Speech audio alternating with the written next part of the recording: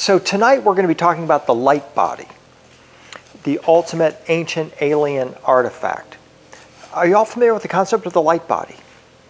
Basically know that this is our energetic body, it's the blueprint for our physical body. And what we're going to look at tonight is some of the ancient connections, especially to extraterrestrial intervention in our spiritual development. And this will be sort of an introduction to the workshop that we're going to do tomorrow, where we look at how we actually begin to develop the light body and go into it in much more detail. I've basically spent the past 20 years or so following around a group of angels, avatars, extraterrestrials, who of course come from the stars, and the stories tell us that they came here to assist us in our spiritual development. And one of the key images that you see when you start to trace these guys is the ladder or stairway to heaven. You may have seen this famous painting by William Blake of Jacob's Ladder, the biblical story where Jacob lays his head on a stone, falls into a dream, and sees a ladder ascending into the heavens with angels ascending and descending on either side. It's the ultimate metaphor for all of humanity. We're all the sleepers, if you will, where we lay our head on the stone of earth life and we fall into the dream. And the part of our quest, at least from the Buddhist perspective, is to wake up from that dream, to remember our true nature, that we're not these material beings, we're in fact immaterial, ethereal, spiritual beings, and then link with the otherworldly beings, the celestials, who have already accomplished what it is that we're seeking to accomplish, spiritually speaking. They've completed the full cycle of earthly evolution. They've come back to assist us in our ascension and our transformation into celestial beings, our remembering, if you will, and ultimately are here to show us the way to make it through the gate of the sun, which is where many of the ancient traditions tell us is the object of our quest, is to make it through the gate of the sun into the celestial realms. The way to heaven is through the sun, according to many of these ancient traditions. And in Blake's painting here, he makes a really emphatic point that our sun is in fact a portal or a gateway. We typically today don't think of our sun as a conscious entity or of celestial beings coming from our local star, but this is something the ancients were quite emphatic about, in fact. Do you recognize this is Buddha, who has come down his celestial ladder?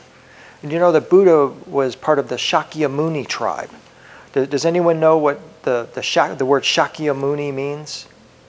It means they of the solar clan.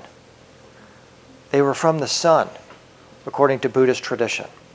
So in fact, what we're looking at here is imagery identical to what Blake was showing us. Buddha's actually descending from the sun.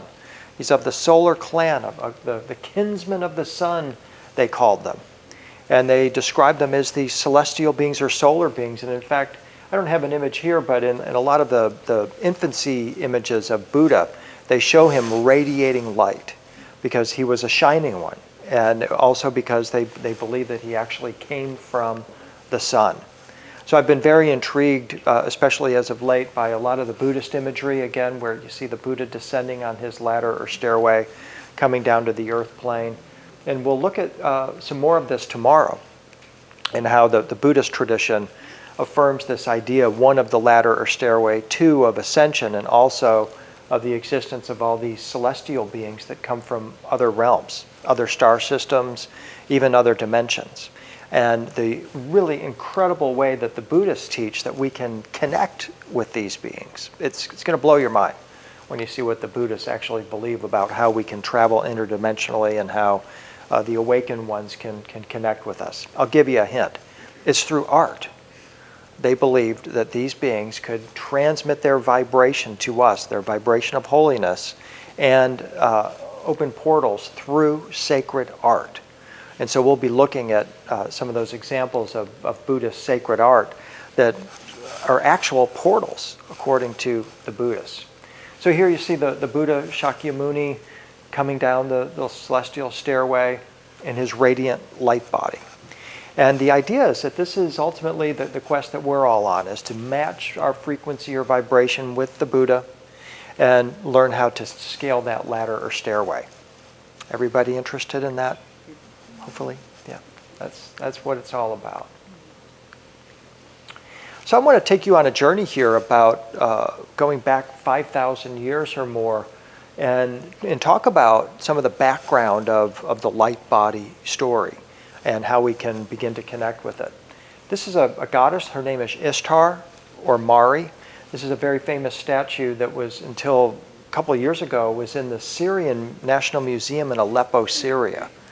When the rebels took over in Aleppo a few years ago, archaeologists came and they took this and they've hidden it away to protect it. The people like ISIS and others that would try to come in here and destroy this. It's a really powerful statue from 2300 BC. And it depicts Ishtar or Mari at a moment when she is making a journey through 7 halls or holes in space. It depicts the world's oldest story.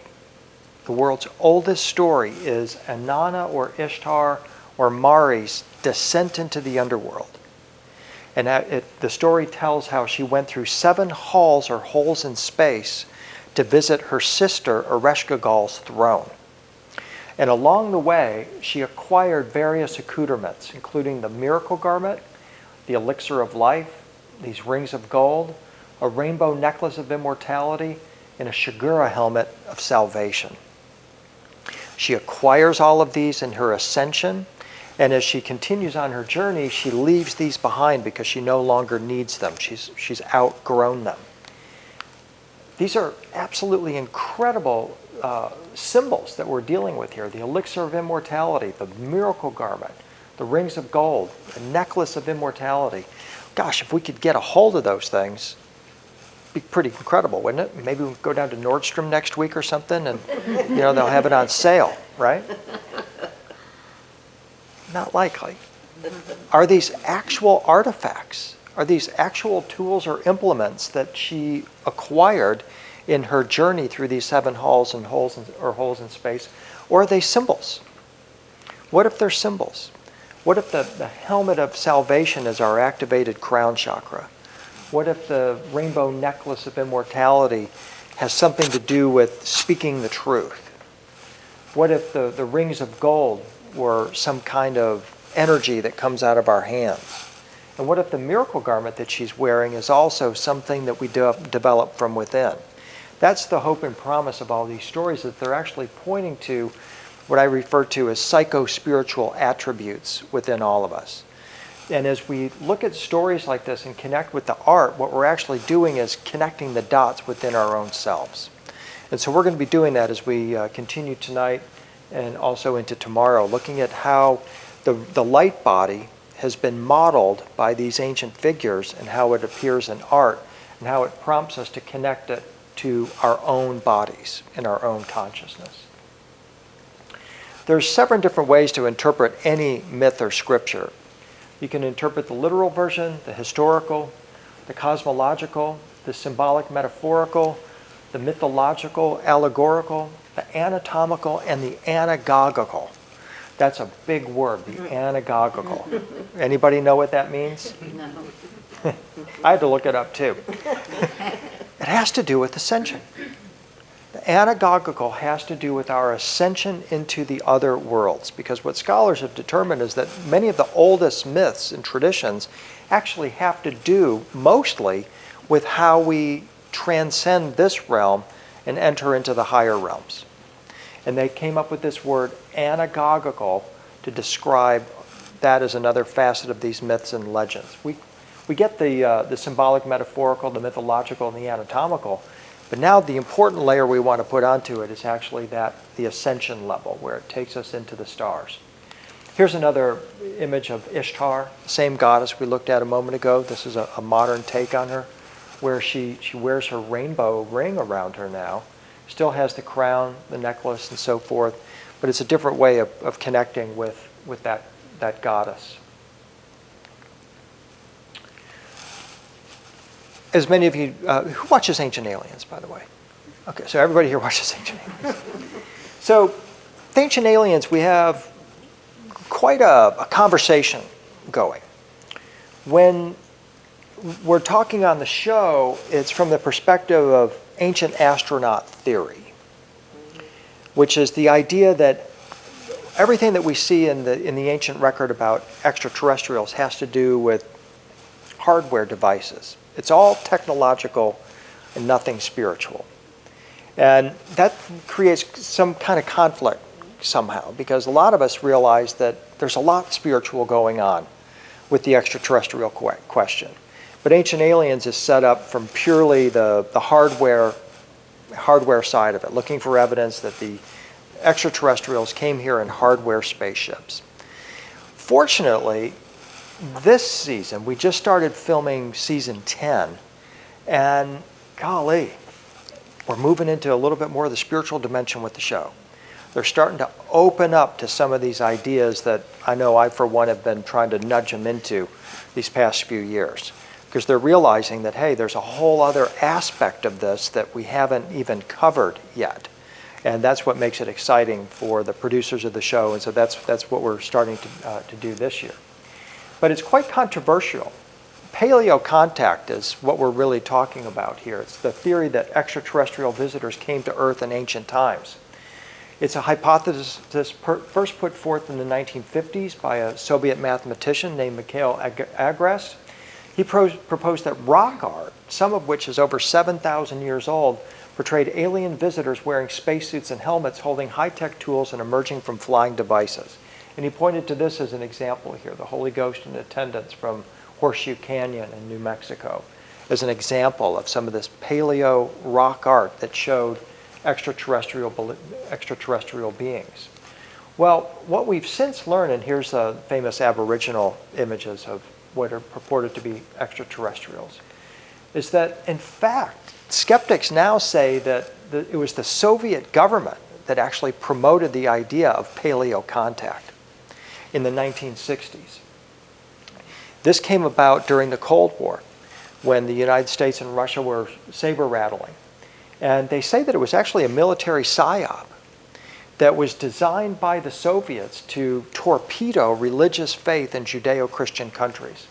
Because they believed that if they could get everyone believing that all these angels and otherworldly beings that we see in ancient literature, especially the Bible, are nothing but extraterrestrials with fancy tools, that would undermine Judeo-Christian civilization. Well, yeah, exactly. Right, exactly.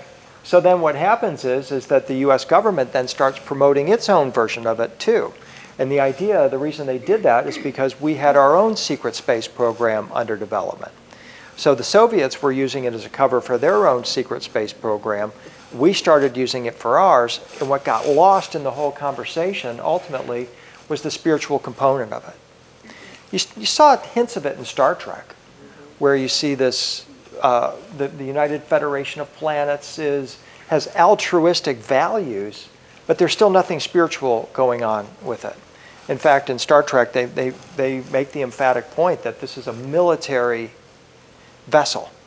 The Enterprise is a military vessel. There's nothing metaphysical going on the Enterprise. Although the stories have metaphysical undertones, the point is that it's still coming from this perspective. As conventional anthropologists of the time argued that the gods were imaginary beings and human evolution and development was gradual, paleo contact was quite a controversial idea. It upended this idea of Darwin, and it came in and said, no, there was intervention by extraterrestrials long ago. Evolutionary biologist Stephen Jay Gould further rocked the zeitgeist in 1972 with his theory of punctuated equilibrium, which states that great changes in a species happen very rapidly, followed by long periods of stasis where there's little or no change. And this is what we see in the human record, is there's this abrupt shift into Homo sapien, us, and then we go through this period where there's little or no change. But in fact, as we're going to see, and the reason I'm bringing this up is because we are in a period of immense accelerated change, where we're about to dramatically alter the human body in a way that is going to absolutely, utterly transform the human race. The sudden miraculous transition from Homo erectus to Homo sapiens defies the conventional theory of evolution, which states that over the course of millions of years, humans evolved from hunter-gatherers to gardeners to city builders to Mona Lisa painters to today's transhumanist technologies. There's a missing link or branch between the more ape-like Homo erectus and modern humans. We share genetics with our ancestors, but our abilities are far greater. Something activated these capabilities, but what? What activated these capabilities from within us? If you go to the ancient Egyptians, their answer is the something was Ptah, who's portrayed here wearing his multicolored feathered garment, his rainbow rings, and holding his resurrection stick. This is his consort Sekhmet, his wife, and his son Nefertum. Ptah is one of the key figures in the ancient Egyptian mythological system and religion. As I said, he wears his feathered resurrection garment of many colors. He's got his skull cap or helmet of salvation, his resurrection stick, rainbow rings or necklace of immortality, and rings of gold. Have we seen any of those symbols before? It's exactly what Ishtar was wearing just a moment ago, right? Same thing. Here's Ptah's business card. He's the architect of heaven and earth, the master craftsman of working metals, sculptor, designer, and the fashioner of the bodies of men. The ancient Egyptians said he came from Sirius and he altered our human genetics. Well, what's interesting about that is when you look at Ptah's hieroglyph, have you ever seen anything that looks like that before? DNA. Looks exactly like DNA, doesn't it? But yet if you ask traditional Egyptologists, they would tell you ancient Egyptians knew nothing about DNA. Yet here's the God they said came from Sirius and altered our fashion of the human body with a double helix in his hieroglyph. I feel quite comfortable in saying I think he knew something about genetics. And the question then becomes, well, what was Ptah here doing with our genetics?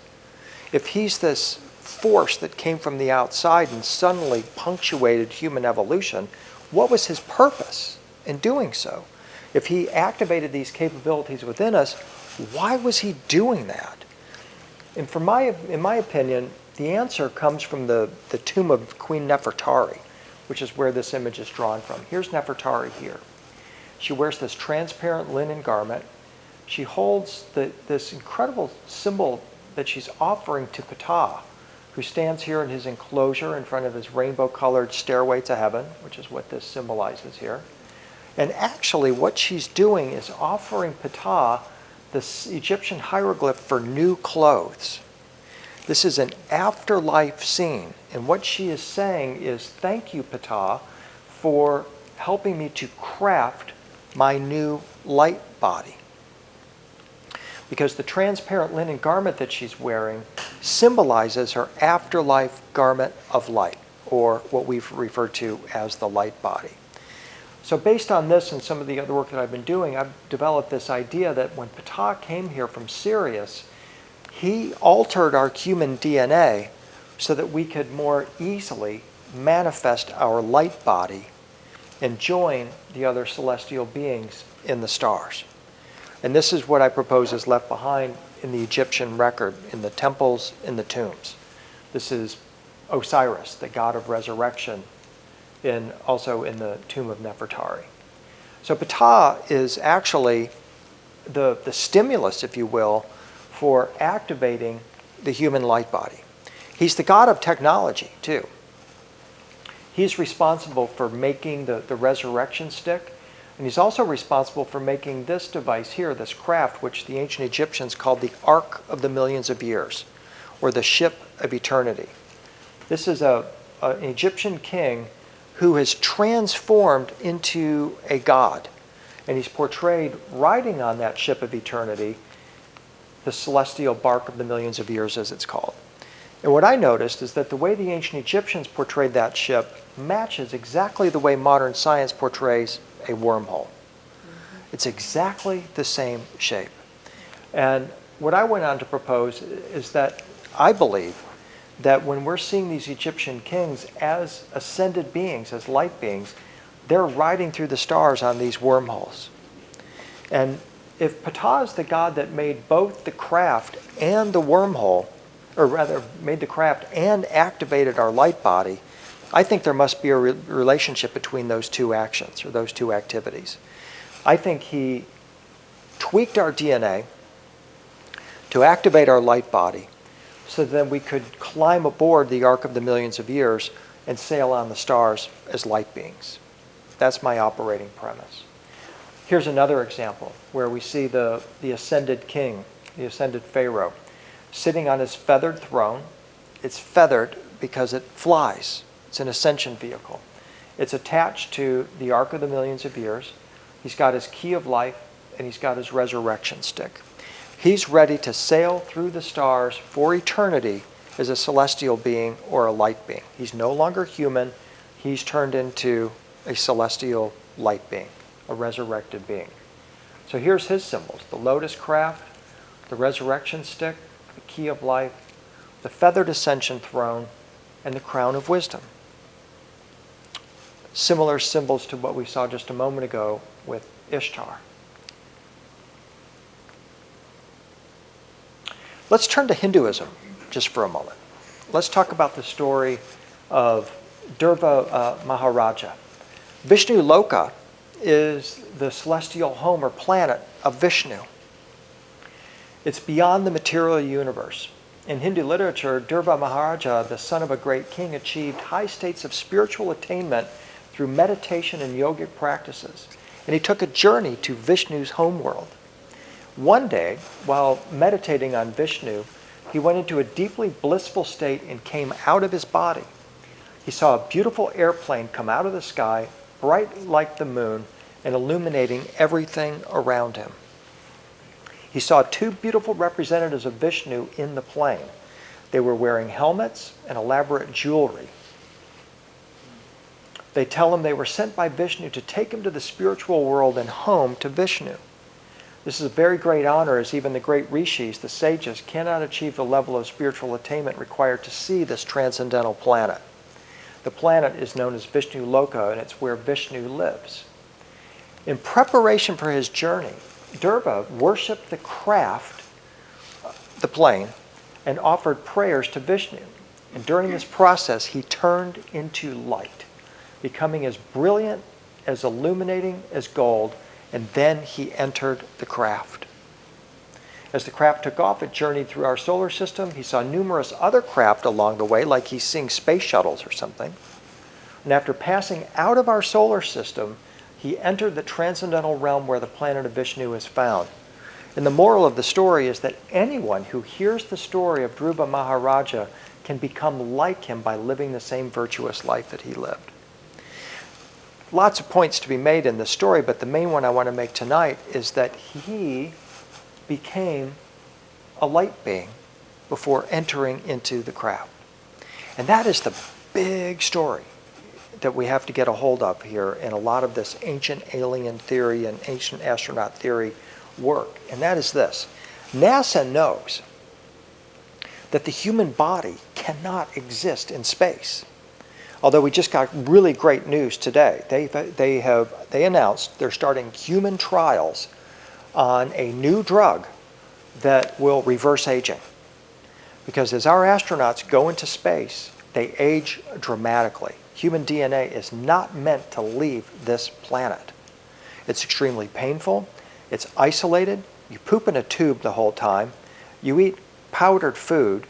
And it's in every way, shape, and form inconducive, space is inconducive to human life. So NASA has known since 1962 that if we're going to go into space, we're going to go into space not in our flesh and blood bodies. And that's when they coined the term cyborg. Cyborg. And began the process of transhumanizing humanity, turning us into machines, in preparation for colonizing Mars and moving out into the solar system. A lot of people are uncomfortable with that idea. Now, the logic here is that when we study ancient astronaut theory, we're imagining flesh and blood beings coming from other star systems to Earth. But that's incorrect. Unless they found some way to work around the limitations that NASA is bumping up against right now. Flesh and blood, the Bible says, can't inherit the kingdom of heaven because the human flesh and blood body cannot survive for long periods in space. Likewise, beings coming from other star systems can't come here because of that very same limitation. So they were either machines themselves, or they came here in a different form. What other form would they come here in? Well, the answer is they come here as light beings and then be able to take on physical form once they arrived. And that's why this story is so important. Because in an episode of Ancient Aliens, and we will be discussing this year, they will suggest that this craft that Derva climbed aboard is a hardware spaceship. But the story clearly tells us that no, he had to turn into an illuminated light being before he could get on to that craft.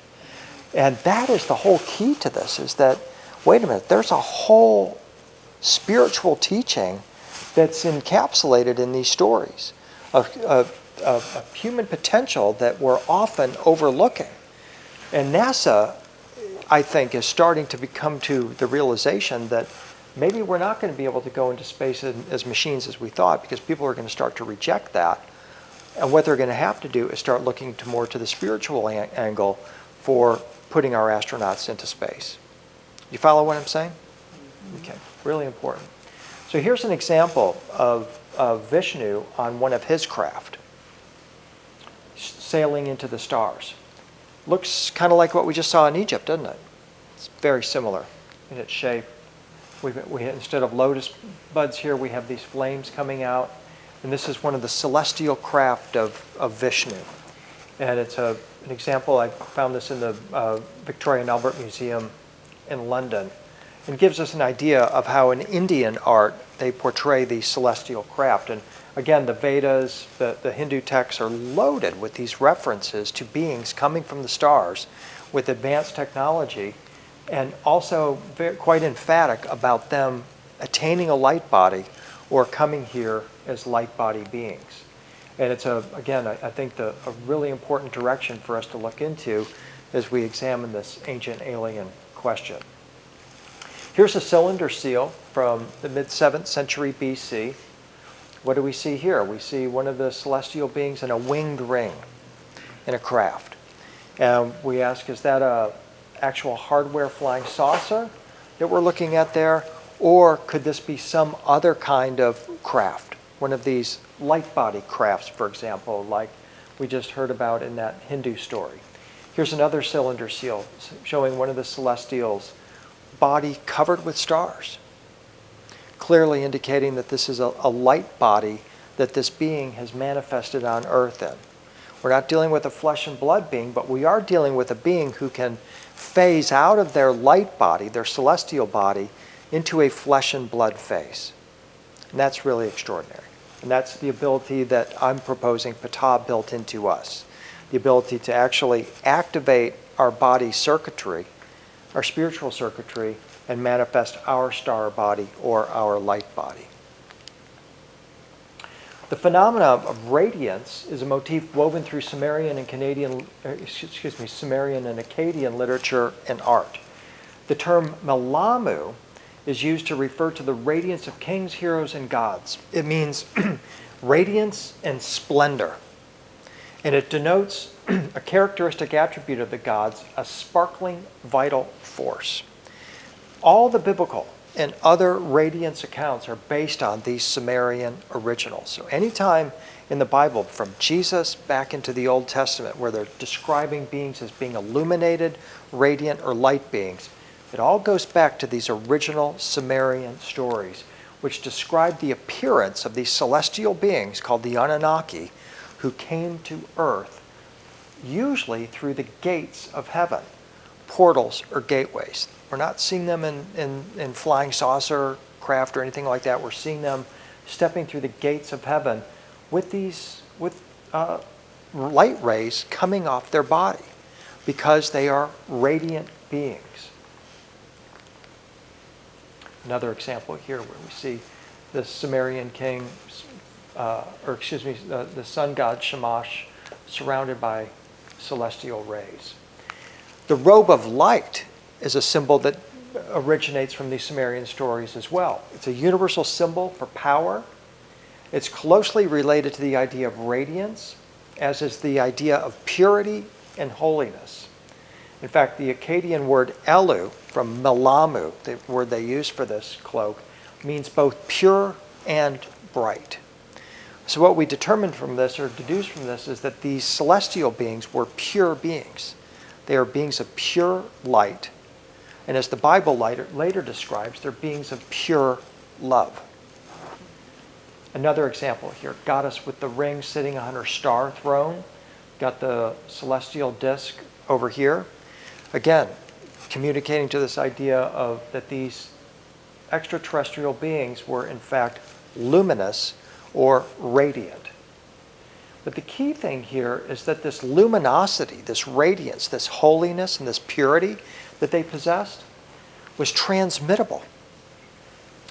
They came here on a mission in order to transmit that holiness and that purity to us so that we too could become luminous beings. There's a scholar named Sean Astor who wrote a book called The Unbeatable Light, who concluded that that word melamu is specifically associated with strength and power.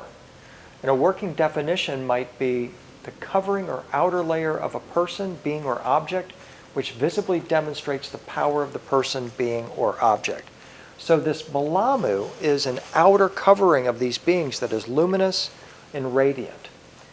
It refers to something concrete and tangible, and, as I said a moment ago, it is also transmittable.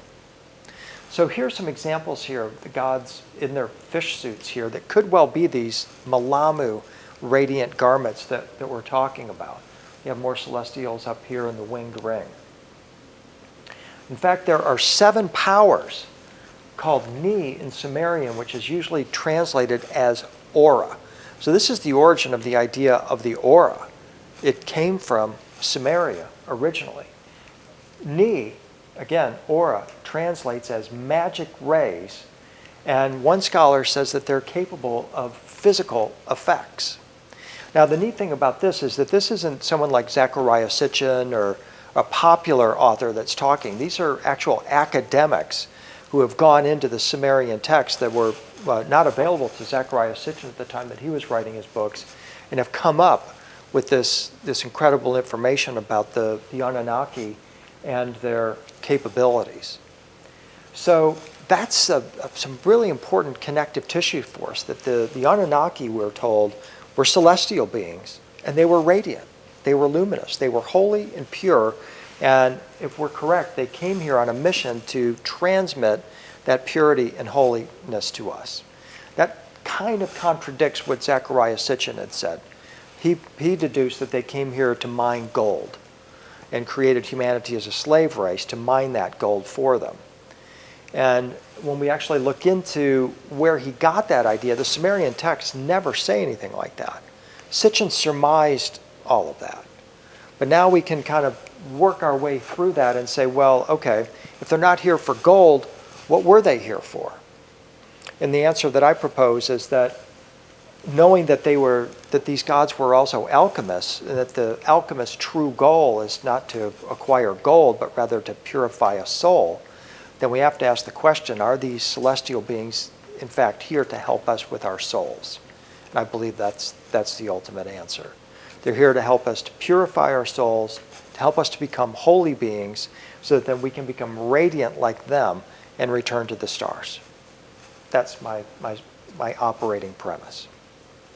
I like that you say they're here, not they were here. Yeah. The belief that this isn't existing.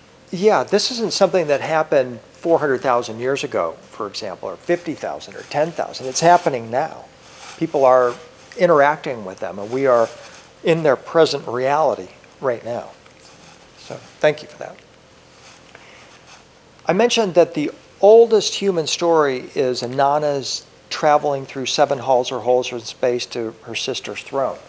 The second oldest story is the Epic of Gilgamesh, which is the story of a Sumerian king named Gilgamesh, who's told by that goddess, Inanna, that he's 2/3 divine and 1/3 human.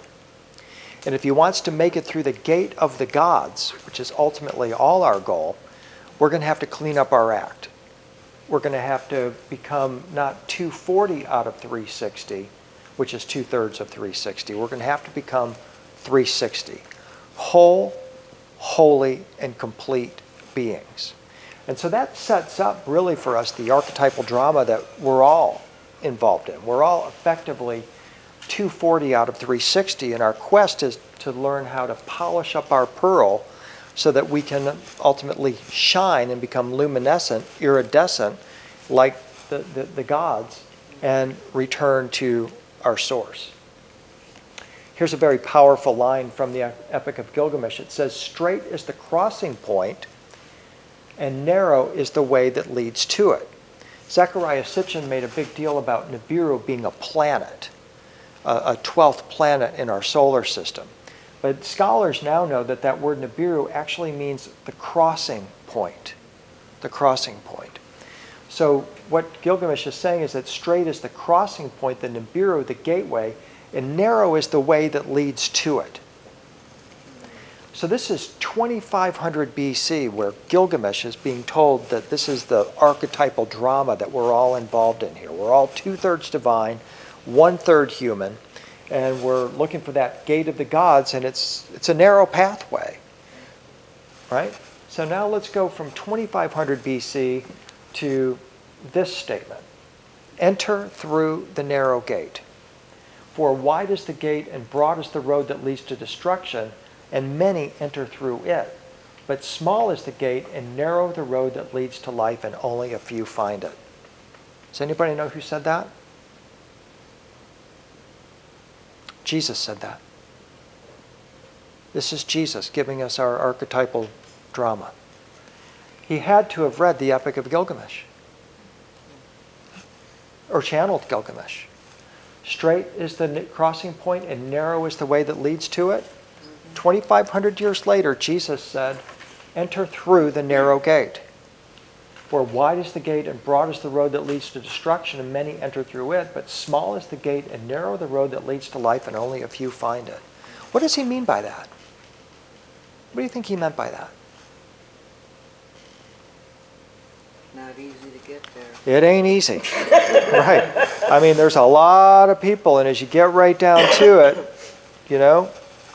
it starts to narrow, right? Maybe you found that in your own path, that there maybe are few and fewer people you can talk with about your spiritual life, the things you believe, and what's important to you, because they're not part of you're not part of the wide gate anymore, the big giant swath of people out there. You're really narrowing it down, and I think the statement, it was true in 2500 BC. I think it was true at the time of Jesus. I think it's true today as well. Although the hope and promise is that more, and as these few find it, that with instant communications and so forth, that everyone will begin to have a greater access to it. So here's Jesus in that narrow gate, with angels on either side. He's scaled this ladder or stairway here, got luminosity. This is the Malamu. This is the power cloak that the Sumerian gods were talking about just a moment ago, that transmittable power garment. Here's Gilgamesh from 2500 BC. It's the exact same story, where he too has scaled this stairway. You've got these two figures on either side, got squiggly lines on either side of the gate. That symbolizes either water or vibration. So Gilgamesh has found the gate. Jesus found the gate too. And the hope and promise of the big revolution of Christianity is that we all will find that gate. Whether it be through Jesus or through some other avatar, we're all ultimately going to get there. But the point I'm making here is that this garment of the gods clearly existed from ancient times, and it was derived from these celestial beings themselves, who placed it on the king's body, and that means that robe is transmittable, and that any human being is capable of getting a hold of this radiant garment of the celestial beings. The first human to ascend was Naram Sin, who's portrayed right here. This is 2300 BC.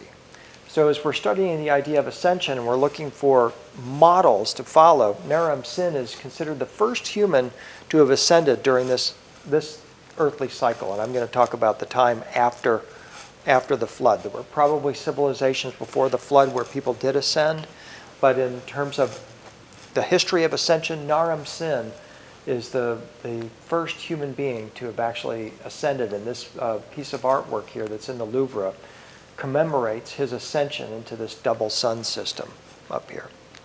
And he, of course, was taught by the Anunnaki. Here's a portrayal from the Palace of Ashur-Nasirpal. It's in the British Museum. The god is portrayed and enveloped in radiance, just like what we see in some of the Sumerian artwork. You got the radiant tree of life here, the winged disc up above. And this is meant to convey the king's power, that he has actually received this garment of light, and he is now the earthly representative of the Anunnaki.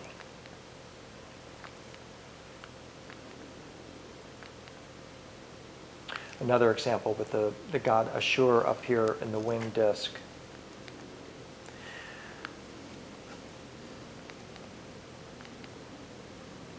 Back to Babylon, where we see the same winged ring idea, the radiant tree of life, and the gods wearing their fish cloaks that symbolizes this transmittable power garment.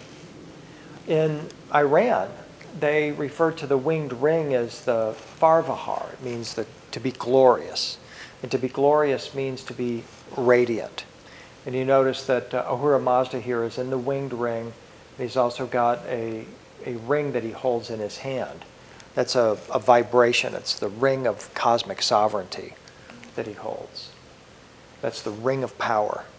And with that ring, you can go be, see, or do anything you want.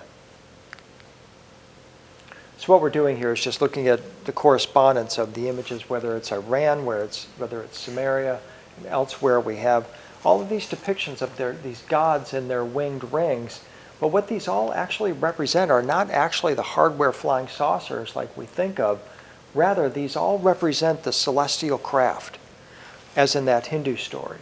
And as that Hindu story told us, that what we have to do in order to board that celestial craft is enter into a state of bliss, enter a state of purity, transform ourselves into a light being, and then we can join these celestial beings in their power, in their craft, as with the ultimate spiritual power taking us forward. Now what I've done here is, here's our winged ring, and I've now superimposed over it a Tibetan Lama in a ring. A Tibetan Lama named Padmasambhava, who's in his rainbow ring. And this will introduce us to a very important idea here that the Tibetans have brought into this conversation, and that is the idea of what they refer to as the rainbow body of light, or the perfect body, the light body, the resurrection body. And in Tibetan art, it looks something like this, where we see a human figure with this radiant halo, a circle usually, of rainbow-colored light surrounding the body. What this represents is what the Tibetans call the great perfection. In the Tibetan tradition, they tell us that the human body was designed to be spun into a vortex, which is what you see here. You can accelerate the frequency of the human body until it spins into a vortex and dissolves into rainbow-colored light, leaving behind only hair, toe, and fingernails, which have no nerves to be transmuted. That is called the perfect light body. And so in Tibetan depictions of Padmasambhava, the guru who came to teach this, we see him sitting on a lotus throne with these golden rays interlaced in the rainbow aura, the crown of glory, the resurrection stick, and he holds in his hand here what's called the Vajra, which is the Tibetan key of life. So there's that collection of symbols again. And when you look at these images of Ishtar with the rainbow ring around her body and Padmasambhava, you ask, is there a correspondence? And the answer is, yes, there is. They're virtually interchangeable. Now, the Tibetans teach something really extraordinary about this rainbow body teaching. They tell us that it's taught in 13 star systems, including our own. These star systems include Sol, which is our star system, Sirius, Orion, the Pleiades, Cygnus, Lyra, Vega, Arcturus, and Ursa Major. That's 9 star systems that are repeated over and over again in ancient myth and sacred tradition, where beings are coming and going from these star systems. The Tibetans teach us that there are 4 more in this network of star systems that we're all a part of. And the vision that they paint is that Earth and Sol are part of this, I think of it as like a federation of star systems where these light beings are coming and going and teaching humans how to attain the light body. And I believe that Ptah was one of them. In fact, it's been proposed that Padmasambhava, who is portrayed here, and Ptah are the same figure. And that what these light beings have been doing for many thousands of years is coming to Earth and infusing human genetics, human imagination with the idea that we're in basically a pupal form in our flesh and blood body. And if we want to return to the stars, we've got to attain our butterfly body, if you will, in order to travel into the celestial realms. And they've been working for these thousands of years to assist us in our transformation. So look at the overlay here. Here's Padmasambhava again with the golden rays, the resurrection stick, the crown of glory, the key of life on his lotus throne. Now, compare that with what we just saw a moment ago in Egypt, where you have the transformed king, the king transformed into a celestial being, on his lotus craft, with his resurrection stick, his key of life, his feathered ascension throne, and his crown of wisdom. I believe that those stories these images tell exactly the same story. We're talking about humans who have transformed into their light body form and now can travel the stars as celestial beings. In fact, this lotus throne that he's on is what we see encapsulated all around him here. That is exactly the same, in my opinion, as the lotus craft that we see the Pharaoh sitting on. It's the wormhole. So what we've seen here is this Pharaoh transform into a celestial or light being in preparation for traveling into the stars. Ptah, who we talked about a moment ago, I believe was the source of this teaching in ancient Egypt, came from Sirius, and may well later have incarnated in Tibet as Padmasambhava to present the rainbow body teaching to the Tibetans. And this is what we see reflected in the Egyptian art, especially the images of Osiris, the god of resurrection, where we see him and his imagery perfectly matches what we see in the Tibetan artwork. So what we're doing here is crisscrossing the Tibetan and the Egyptian tradition and recognizing that both of them say this teaching did not originate on Earth. It was brought here by these extraterrestrials, by celestial beings coming from Sirius and elsewhere, who are infusing the human genome with this capability, activating our light body, which is why I say the light body is the ultimate ancient alien artifact. More than anything, if people ask me, and as they have many times, what do I believe is the ultimate evidence of extraterrestrial intervention in human affairs? And someone might expect you to answer with the pyramids, Stonehenge, Teotihuacan, a place, a temple. But I think the most direct evidence is our human body, based on the stories of extraterrestrial intervention in human affairs, especially focusing on doing tweaking of the human body. But for what purpose? I've already said I don't go along with Zechariah Sitchin's proposal that they came here and tweaked our DNA to make us a slave race to mine gold. I think they came here in order to help us to activate our light body, to move forward as a species, to help us to go into space. And the idea here is that, yeah, maybe in this lifetime, we won't be able to achieve our light body. But what the Dalai Lama would teach you if he were standing here is that you have spent lifetime after lifetime after lifetime trying to manifest your rainbow body. And you can do it in one lifetime. And in fact, this may be the lifetime where that happens for you, where all the pieces come together. If not, here's my proposal to you. Remember what we said, archetypically speaking, we're all 240 out of 360. We're all trying to go from 2/3 divine to fully divine, fully holy beings. These are the fully holy beings. So, hey, if everybody else in the broad spectrum is at 240, I don't want to live at 240, do you? No, I want to get up to 270 or 280, 290, right? What would your life be like if you were at, say, 310 out of 360? You would be doing different things mentally, physically, spiritually, and emotionally than you're presently doing right now. And if we can figure out what those things are and begin doing them, then that can only make our lives better, right? If we commit ourselves to becoming more whole, holy, and complete, like these guys, it can only benefit us and everyone in our life.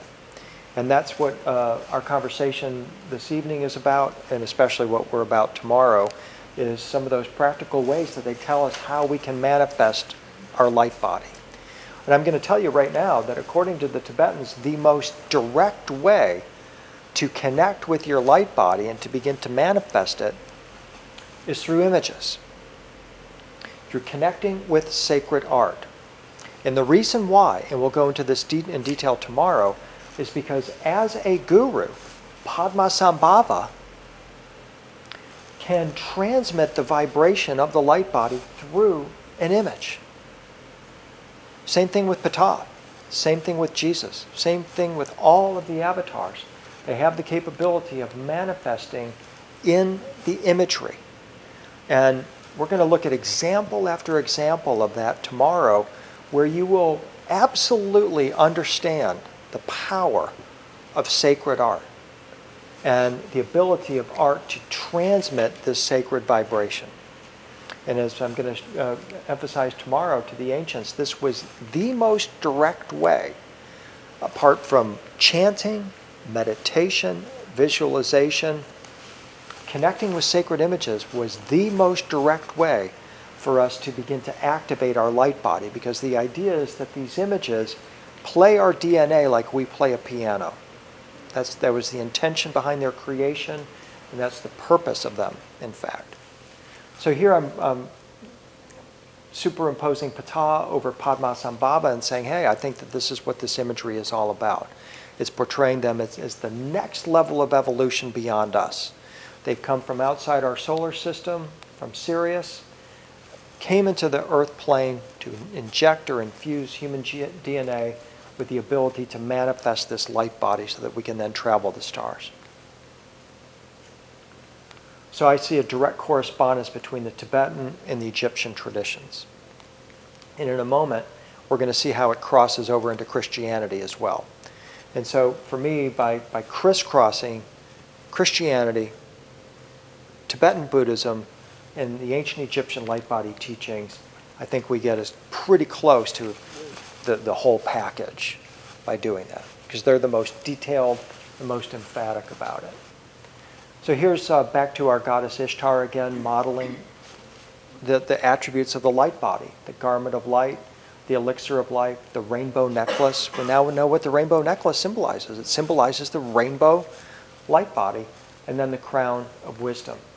We find the same imagery in ancient Egypt. It was Charles Muses, he was a mathematician, died several years ago, who proposed that the Egyptians had developed a technology in which tones, lights, and plants, an as yet unidentified plant, are used to open a rusty valve or trigger the production of large pulses of hormones similar to the X-dysone produced by larval forms of insects, which allows the adult form to emerge. And this way they would allow the gestation or mutation of a non-molecular body, a new skin that would allow the survival of consciousness beyond physical death. So what the Egyptians had, according to Dr. Muses, was an ability to manifest a light body, a non-molecular light body, and then upload your consciousness into that light body and then continue on. As we're going to see at the end of our presentation, this is exactly what Silicon Valley is doing today. In fact, all of us have already created a digital twin that exists on the World Wide Web. There is a twin of you at this very moment that is negotiating and interacting with governments and corporations and unknown organizations, all because you have one of these. There's another version of yourself that you are uploading onto the internet every day.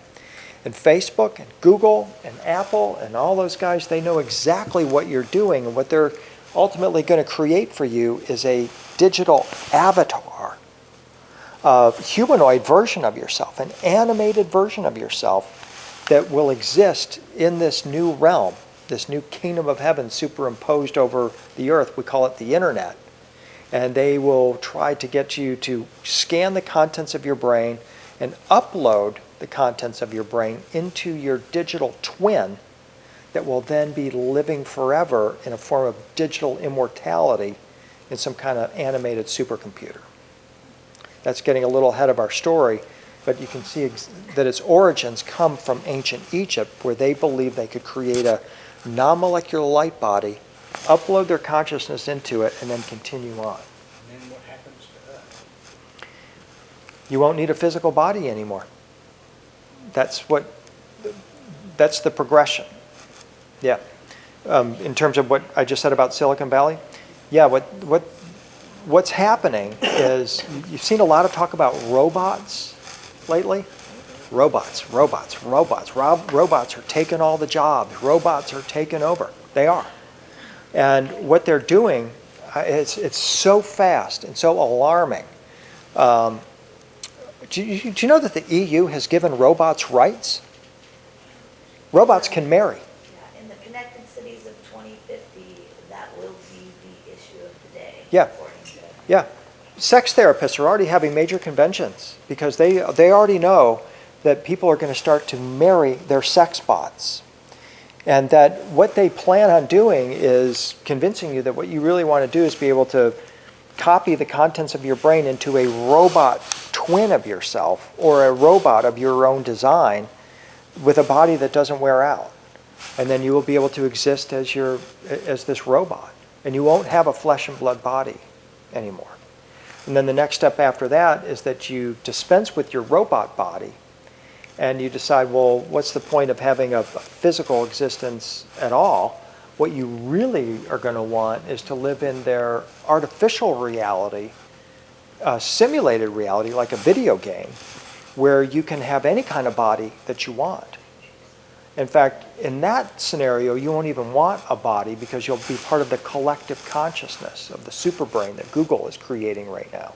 And that if you need a body, you'll just project a body if you want to, do whatever.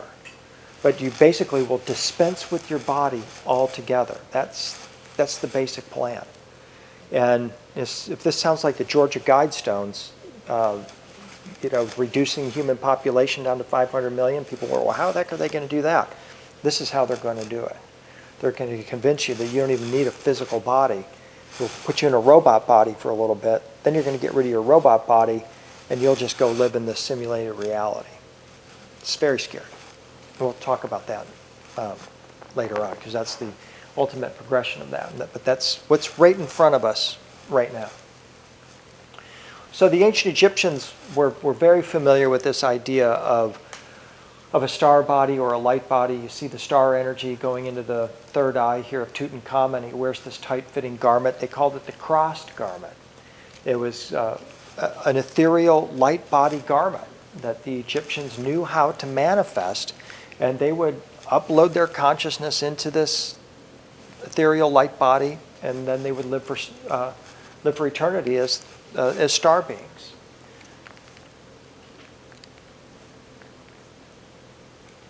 Here's a really wonderful example of, this is King Seti here standing before Isis. Notice he's got his transparent garment on, he's got his necklace, got his projected third eye.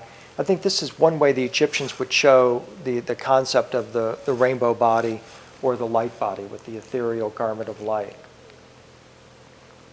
Interesting correspondence between between these two images.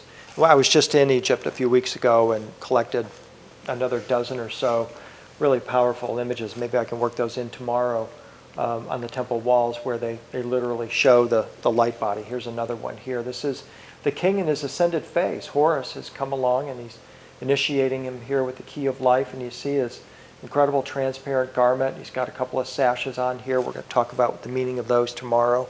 It all has to do with the attainment of the light body and immortality. So it's basically saying here that with all these garments on, that the king Seti is now an immortal being. And then when we flip over to Christianity, of course, we see Jesus as the exemplar of the light body. We see the resurrected Jesus in ascension images where he is the one in the rainbow ring, and he has attained the resurrection body. And there's a clear correspondence between the story of Jesus attaining his light body and what we see in the Tibetan tradition. And this is how we can crisscross what we see in Christian resurrection teachings, Tibetan and Egyptian. But the ultimate idea here is that this really isn't an earthly teaching at all. It is a celestial teaching. And what I believe is that this light body teaching, this light body spirituality, if you will, is the universal spirituality. It represents the highest form of spiritual attainment on earth, and it ultimately is what enables us to join the celestial beings. So in Christian art, when you see images of the resurrected Jesus, he'll be sitting on the throne. He'll have his staff in his hand, his resurrection stick, his crown, sitting on the throne, radiating this rainbow light. That, in my opinion, is symbolic of the rainbow body. This is another good example here of the ascension of Jesus, where he's in a ring on a cloud. My ancient alien friends would look at this image and say, these look like UFOs flying around in the sky. They look like flying saucers.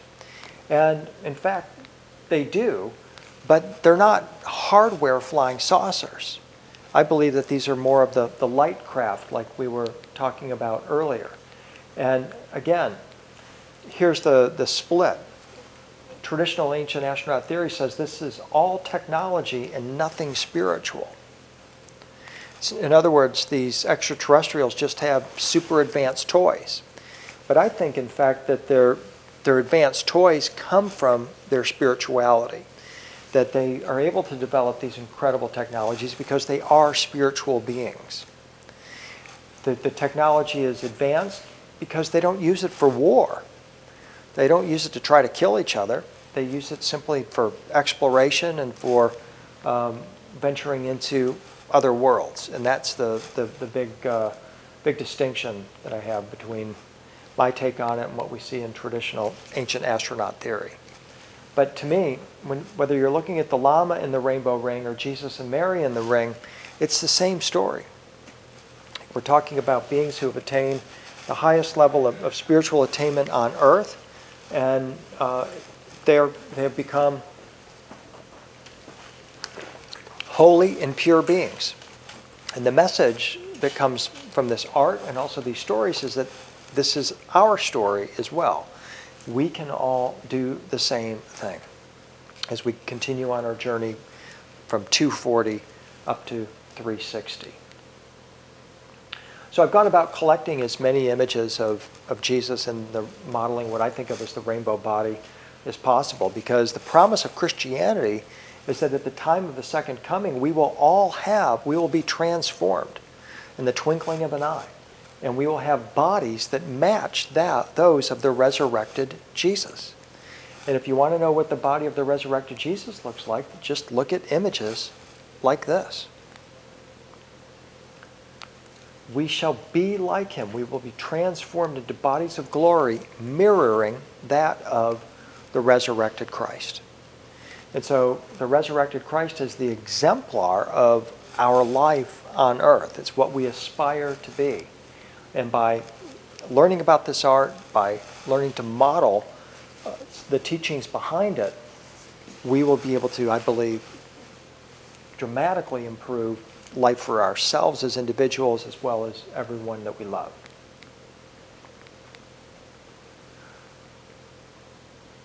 And the reason why we can do what Jesus did, or what Patad did, is because, as the Bible tells us, we are made in the perfect image of God. So we have exactly the same body as Jesus. We have exactly the same body as Padmasambhava or Sai Baba or any of the other gurus. There's nothing different about my body, your body, and the body that Jesus used to manifest his light body. The only difference is he knew what to do with it. And that's what we're all gathering together to learn to do. We know that there are latent capabilities within our body. We just have to learn how to tap them. And what I'm suggesting to you, that one way to tap those capabilities is through the images. And over again, we're going to get that message. So here's Paul writing in 1 Corinthians. He says that as was the man of dust, so also are those who are of the dust. And that as is the man of heaven, so also are those who are of heaven. Just as we have borne the image of the man of dust, we shall also bear the image of the man of heaven. This is the great promise. The man of dust is our earthly body. Body's made out of clay. Dust to dust. Ashes to ashes, right? We've all heard that. That's what that means. But the promise here is that we're in a state of evolution. Our body is meant to be shifted and changed. Just as we bore this image, we will also bear this image. And I don't want to get too metaphysical with that term image, but it's used over about 300 times in the Bible. The concept of the image. The image will show you the way. We're made in the image of God. Image, image, image, image. And so the idea is that we are all images. We're made in the images of God. We are all icons of God. We are all capable of doing exactly the same thing that Jesus did. And what we need is the software, if you will, to activate our hardware. And that software, according to the traditions we're going to be looking at, are these images. The images will show us the way. They will activate our light body. So it becomes pretty obvious that when you see these images of the resurrection of Jesus manifesting his light body, that it's actually the same as the rainbow body of Tibet. Christianity would be uncomfortable with that idea because Jesus is supposed to be an isolated case. But when you look at it from the Gnostic and metaphysical perspective, we understand that he's an avatar representing all the religions. And what we're trying to do this evening as well as tomorrow is connect it with these other star systems and recognize that there's a big universe out there. And if we're going to start exploring it, we've got to start acting like those who are capable of doing it. And to me, the primary dividing line between us and those who travel the stars is a matter of purity and holiness. They're holy and pure, and we're on the path towards becoming more holy and pure. Here's one of the earliest ascension images of Jesus, where we see him in the rainbow ring with the feathered ascension throne with the Ophanim wheels. You could be tempted to, again, look at that as some kind of a flying saucer, but actually it's all spiritual capabilities. Edgar Cayce, this is the technical word for this vehicle is the Merkaba. And Edgar Cayce, I think, is about the only source that's out there. It's very interesting, but he says that the Atlanteans traveled in Merkaba vehicles. And so this would have been a capability that at least one pre-flood civilization had. Then after the flood, we start to see new teachers coming in, first into Samaria, then in Egypt, then at the time of Jesus, where they're re-implementing this teaching about the attainment of the Merkaba throne chariot and light bodies. So ultimately, when you get back to all these ancient traditions, it really is all about the attainment of the light body.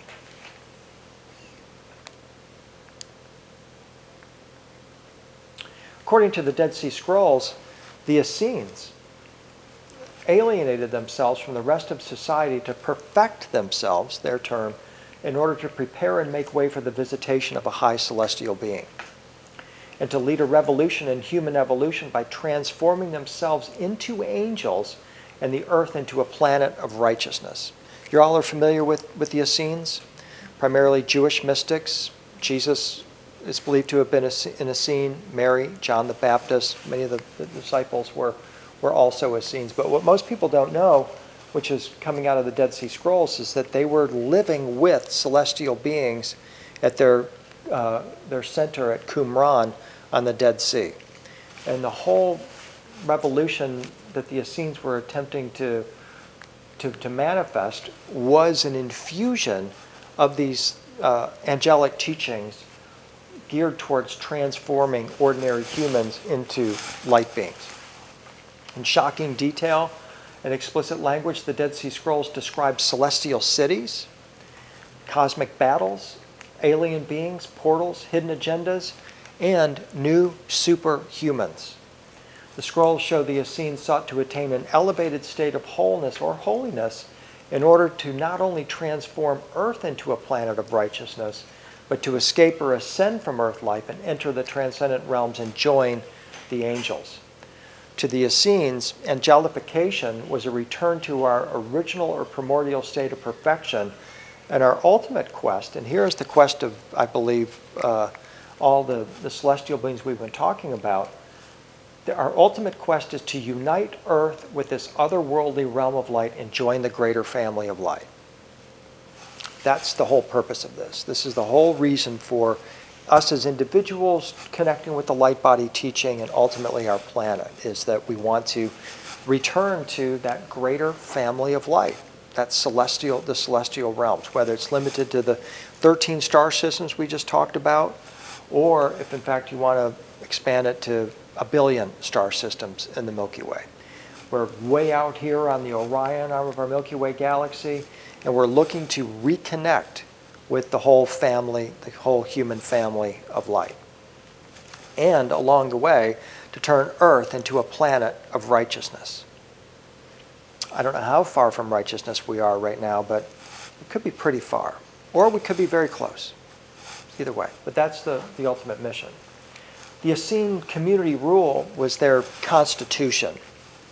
It tells us this high heavenly being that they were awaiting would reveal the mysteries of eternal being concealed from humankind. At that time, the righteous will be rewarded with healing, great peace, and a long life and fruitfulness, together with every everlasting blessing and eternal joy and life without end, a crown of glory and a garment of majesty and unending light. So what we've just done is, beginning in Samaria, 2500 BC, we've just come forward 2,500 years, and here are the Essenes talking about exactly the same thing that the Anunnaki were talking about in ancient Samaria. So the Essenes are telling us that the purpose of their community, the rule of their community, is that a celestial being is coming, and at that time the righteous will be rewarded with healing, great peace, and a long life, together with every everlasting blessing and eternal joy and life without end, a crown of glory and a garment of majesty and unending light. So it's all once again about attaining this garment of light, this transmittable garment of light. And this is exactly what Jesus is doing at this moment with Mary, is transmitting to her that crown and that garment of light. Now the question is, was she the only one to receive that crown and that garment of light? What do you think? No, there were multitudes of people that received that. The Dead Sea Scrolls are quite emphatic about that, in fact. Because that was the whole purpose of their communities. What's the point in just having one person like Mary receive it, when the whole point is for everybody to receive this crown? So what is that crown? Is it an actual literal crown? Or is it an activation of our spiritual consciousness? It's an activation of our spiritual consciousness. It's a linking with capabilities within all of us. We all have exactly the same body as Jesus and Mary and all the other Essenes. What we need is that activation, if you will. This is Elijah. He is touted as one of the potential founders of the Essenes, although he lived in 800 BC. He did reincarnate later as John the Baptist, who definitely was an Essene and was in fact the initiator of Jesus. In 800 BC, we're told in the book of Kings that Elijah ascended into the heavens in a whirlwind, which is what we see here. As he's ascending, he turns to his prophet Elisha, a priest, and transmits to him his holy garment. See it? With that holy garment, the book of Kings and other sources tell us, Elijah could raise the dead, heal the sick, cause the blind to see, and open portals in space-time. That's the capability of it. And I'm pretty certain that this garment is exactly the same as the Malamu radiant garment that we saw in the Sumerian depictions. And so this is a celestial teaching that has been transmitted down from the Anunnaki, now coming into Jewish mysticism through Elijah first, and then John the Baptist when he reincarnates. What does John the Baptist do? He goes and reacquires his garment. This is part of the Essene tradition. He may have received it from an angel, one of the Anunnaki, probably.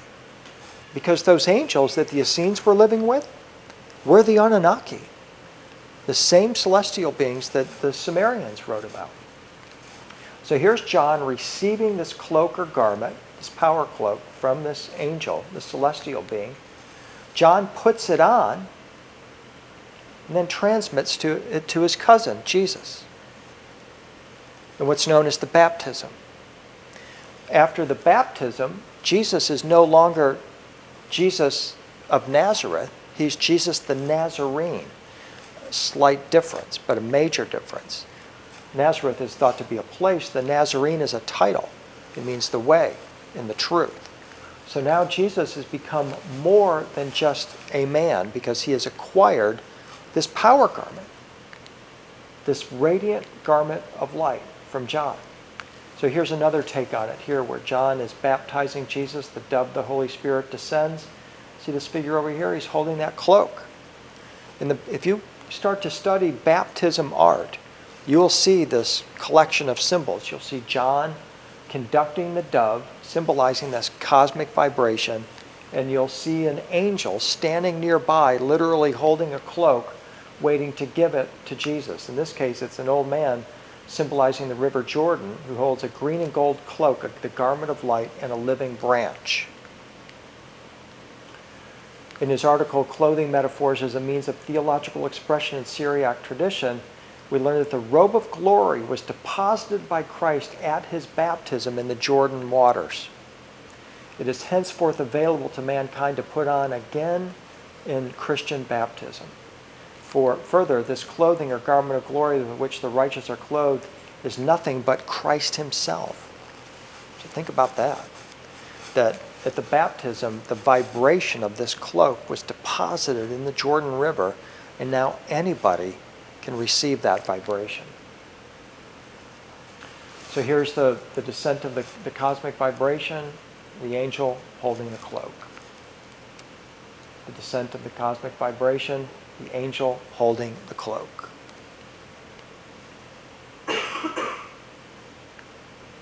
Oh, and by the way, you got the heavens open. That's another key thing that happened at the baptism. The heavens open. This cosmic vibration descends, and the angel offers the cloak. Same thing here. Descent of the Holy Spirit, the angel holding the cloak. Now, what happens after Jesus puts on that cloak is extremely important, especially for our conversation. After receiving this vibration and putting on the cloak, Jesus now can begin to perform the miracles. Oh, here's Da Vinci's take on it. Really interesting, where the dove is absolutely radiant, coming out of a hole in space-time, and there's the angels holding the cloak.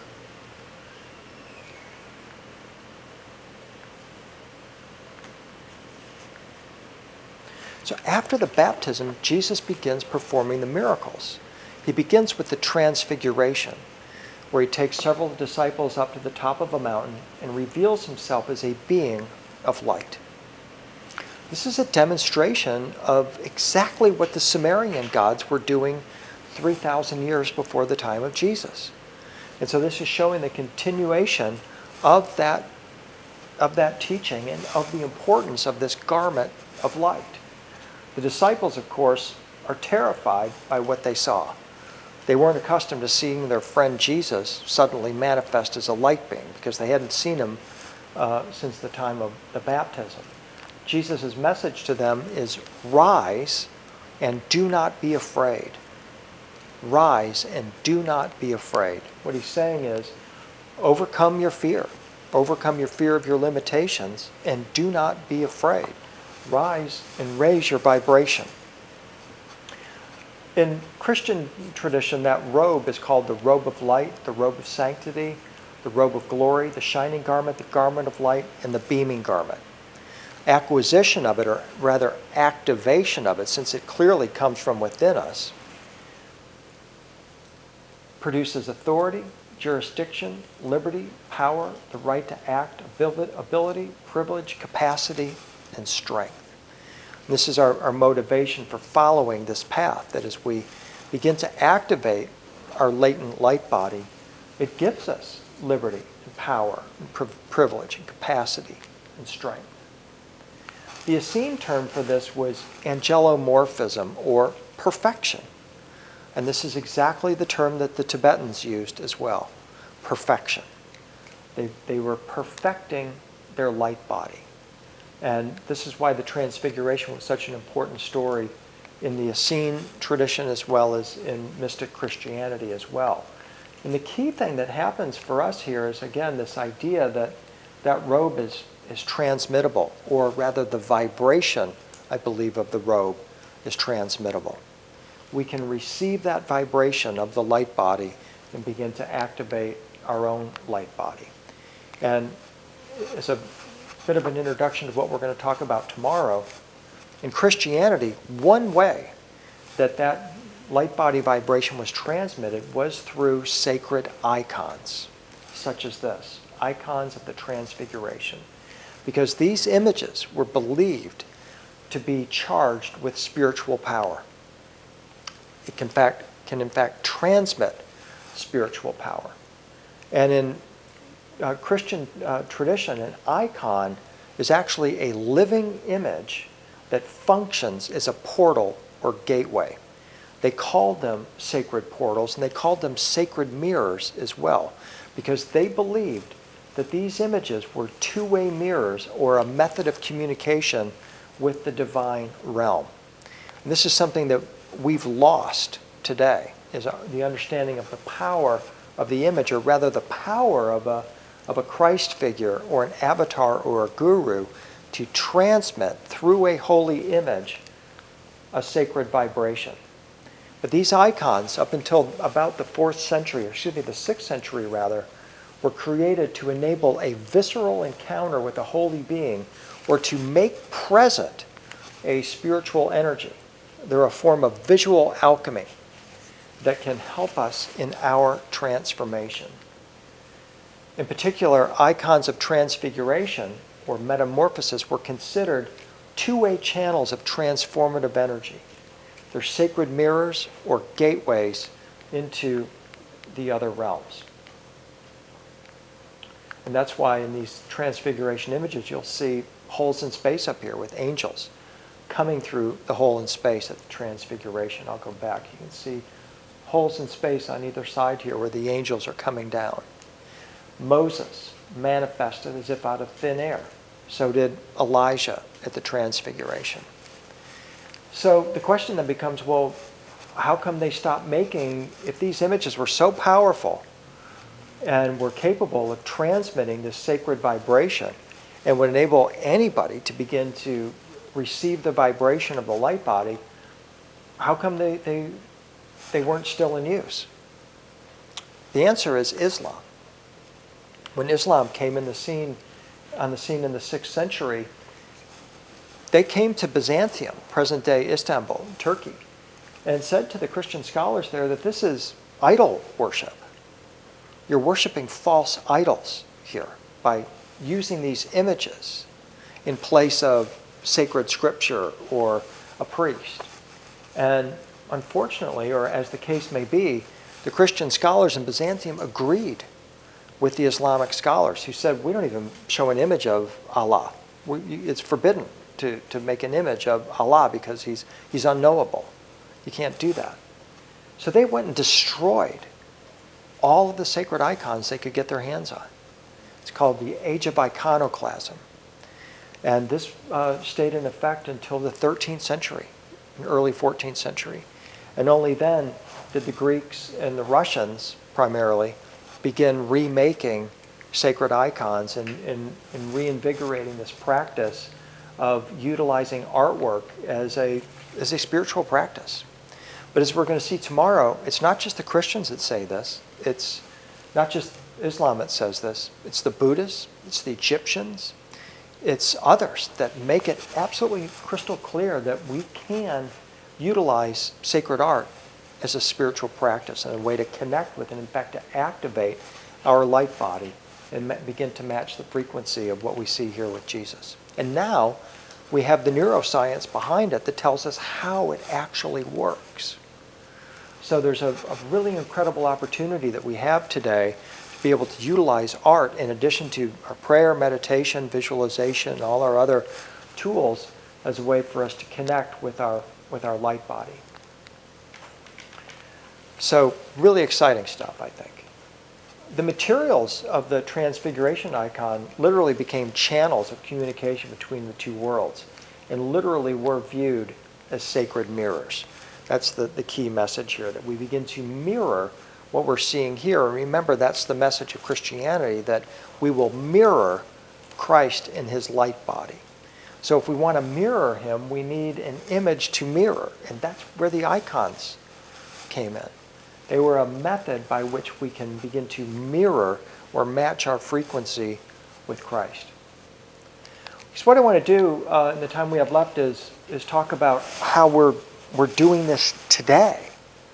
All this talk about the power garments and activating our capabilities.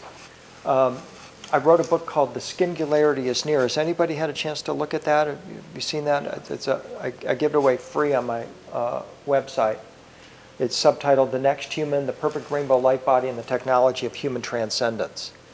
And what my goal was to do was to bring anybody up to speed who cares to read it, it's about 100 pages, on what exactly we're doing with technology that is aimed at the human body, that is aimed at the human skin.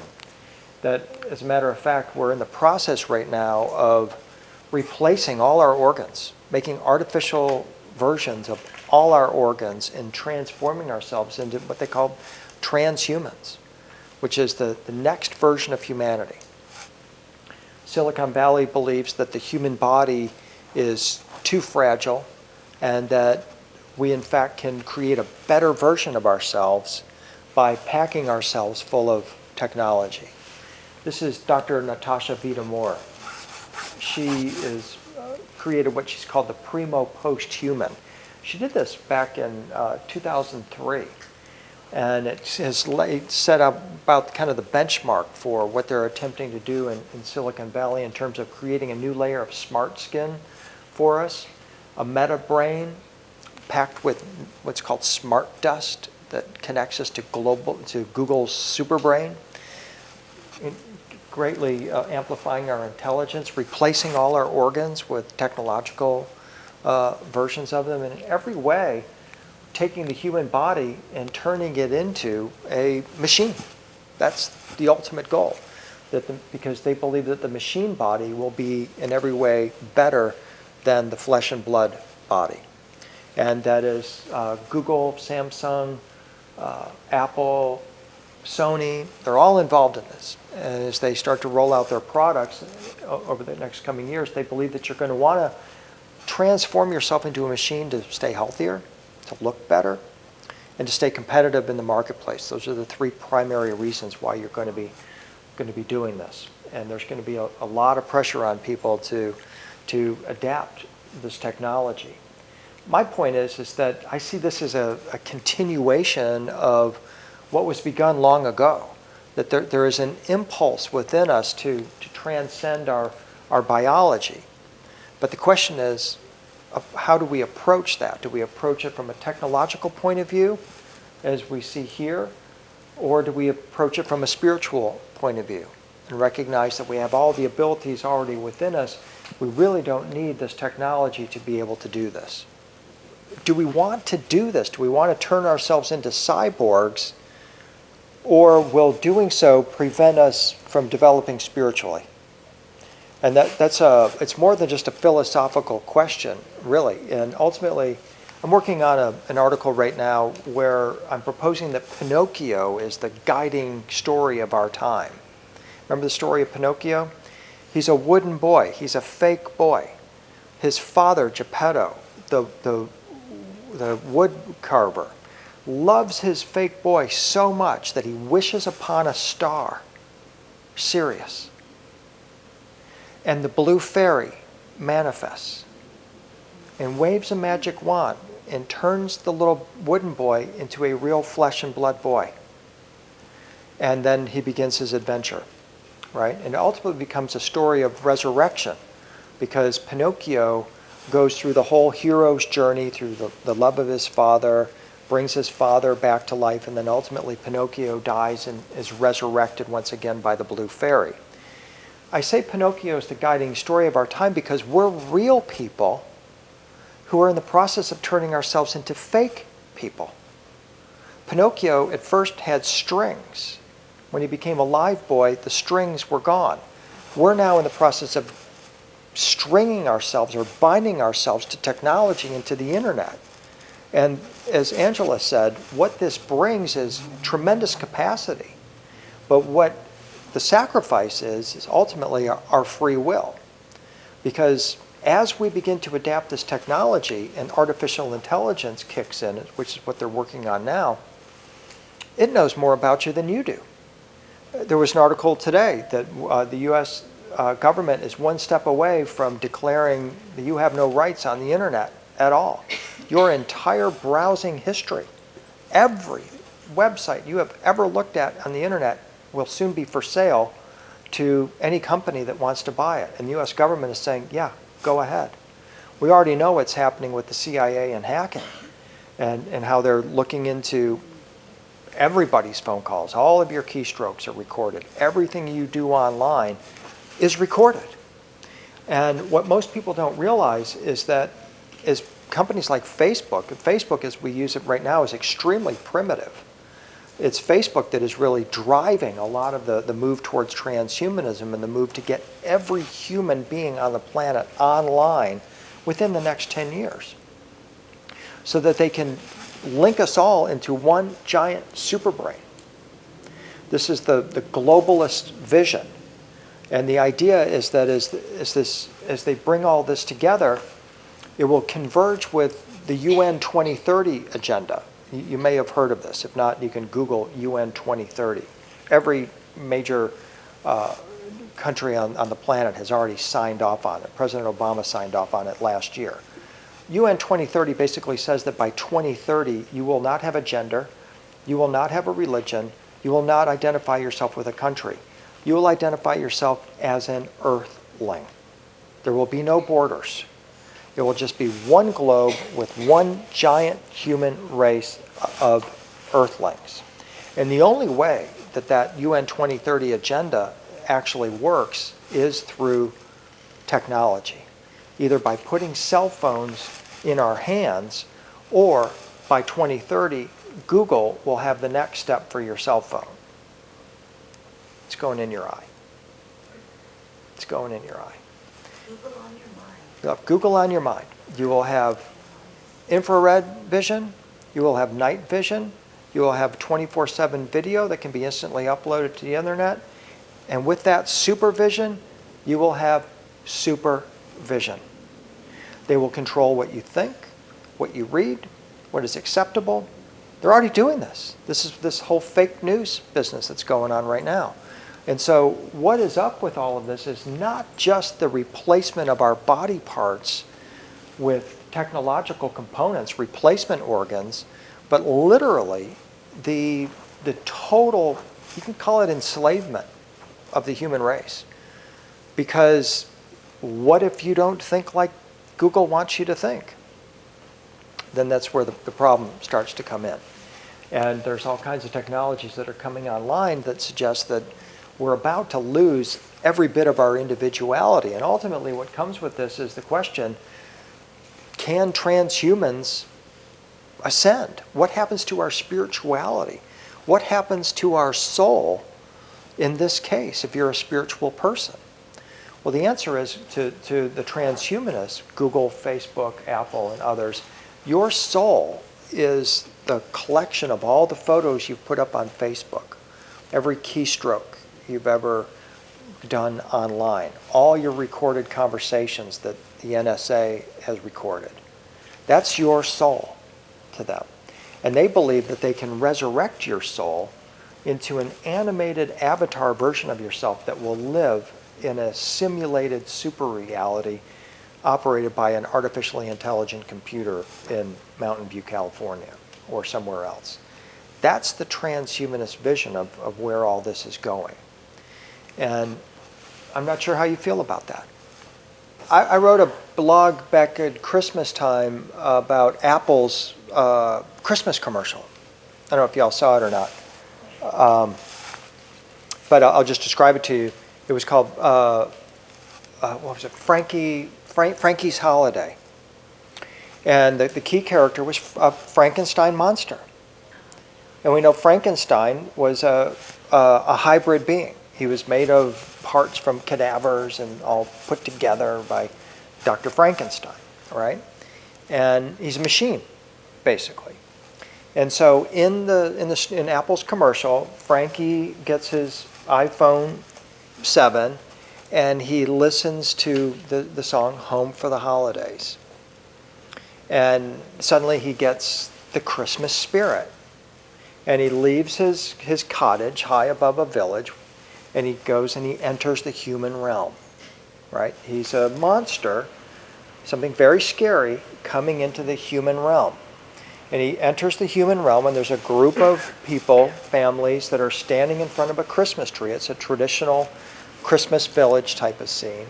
And they see Frankie, and they're terrified by this monster.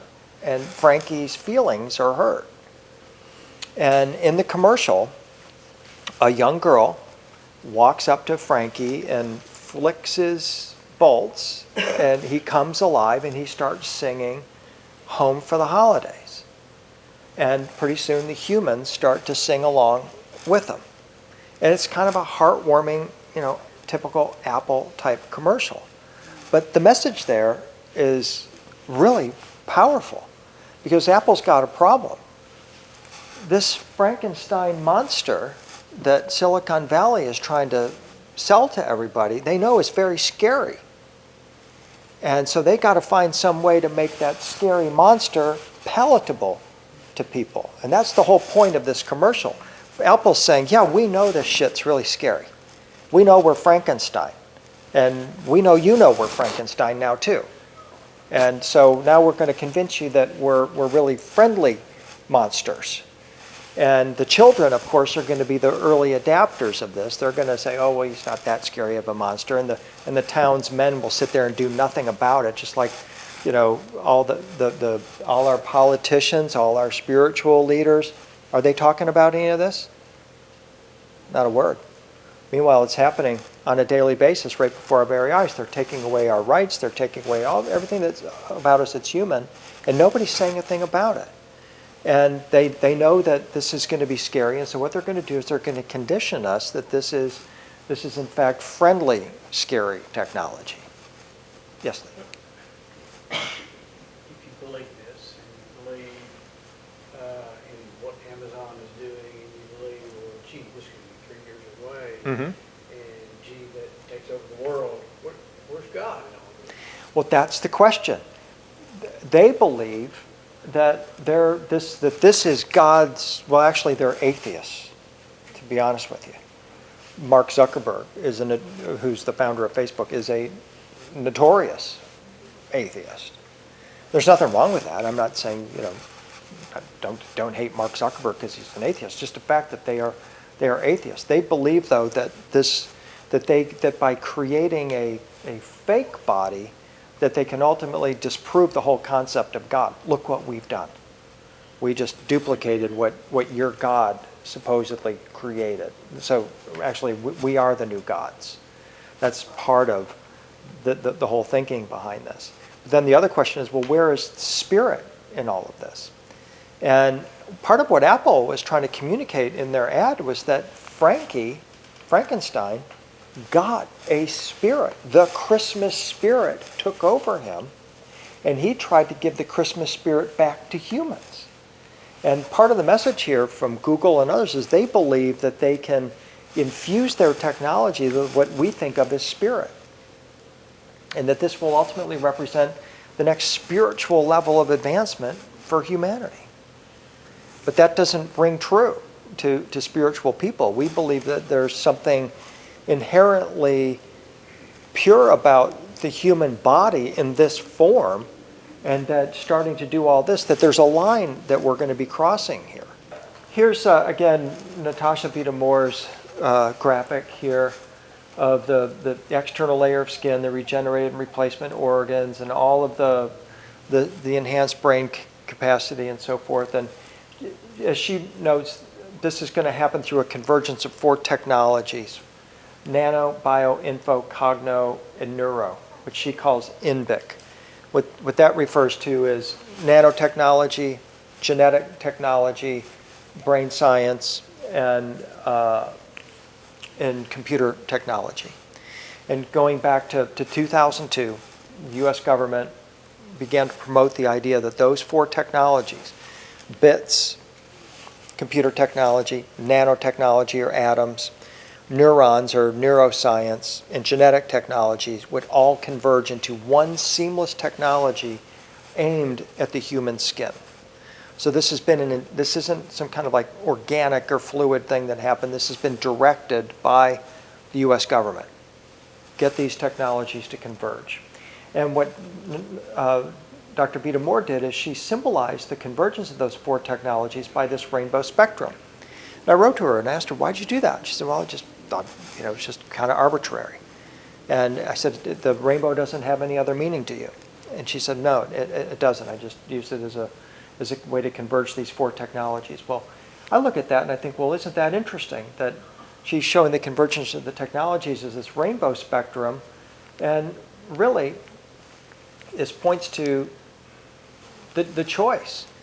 Isn't the choice really between this and this as the ultimate attainment, or what the ultimate possibility for the human body? No, go ahead, Lee. Is there any possibility this is the Antichrist? Well, yeah. I mean, automatically Christian prophecy watchers say this is the mark of the beast. When they talk about implanting technology beneath the skin like this that can potentially control your thoughts, you're talking about Antichrist type technology. This is the fulfillment of Christian prophecy. And as I wrote in The Singularity is Near, the reason why this technology comes out of Silicon Valley and not out of Egypt or Africa or China or elsewhere is because it's Christianity that has this drive to get back to our original perfection. In Christian tradition, Western civilization starts with Adam and Eve and ends with Judgment Day. And in the story, Adam and Eve are evicted from the Garden of Eden. God builds a gate at the east of Eden, places a flashing, flaming sword in the middle of the gate, 2 cherubim on either side, and says, don't come back through the gate. The second thing he does is he makes for us coats of skin.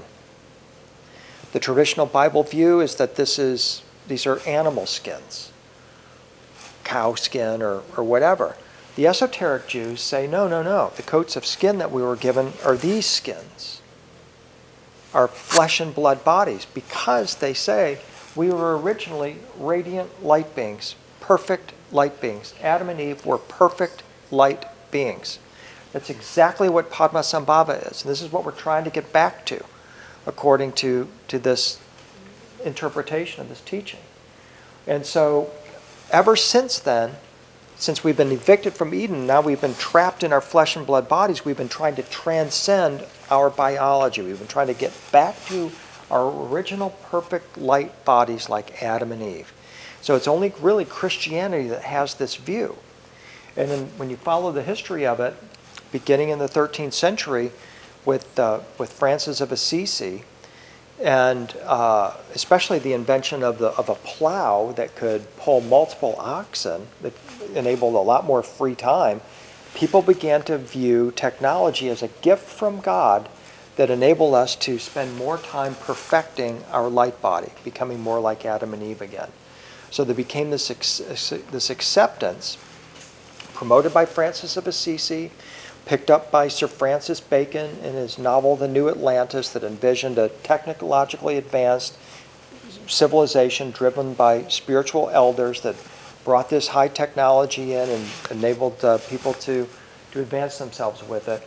Moving forward, as the Puritans came over to America, they brought with them this idea that we can perfect ourselves and that technology will enable us to accelerate that perfection. And now the ultimate flowering of that is this